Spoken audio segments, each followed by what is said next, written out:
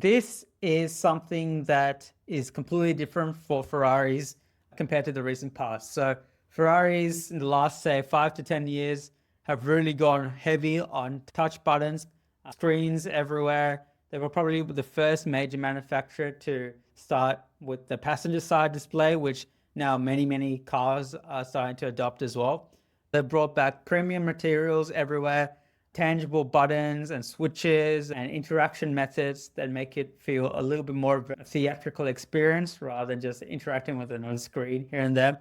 So we've seen Bugatti try and do something similar with the Tourbillon as well, where they know it's a timeless vehicle and they don't want to litter it with screens that are going to get outdated unnecessarily.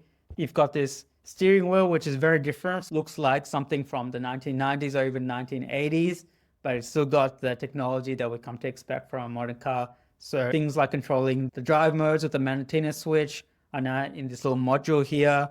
The gauge cluster is really interesting. So these are 3 screens that are sitting within these pinnacles, but it looks a little bit more retro, almost like a traditional dial again, rather than just one big screen.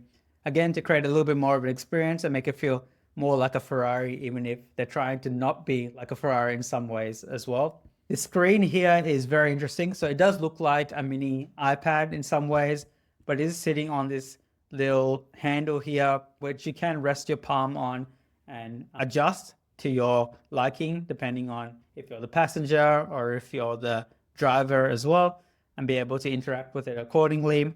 You've got another little screen here for a clock too. And then you've got these lovely toggles as well, which have a really nice animation when you click them to adjust things like the fan speed, the air conditioning controls as well. So overall here, it is a very nicely designed interior. When I first saw it, I thought it looked a little bit odd. It looked a little bit van-like in some ways. It feels a bit modular with how it's been pieced together, not super cohesive.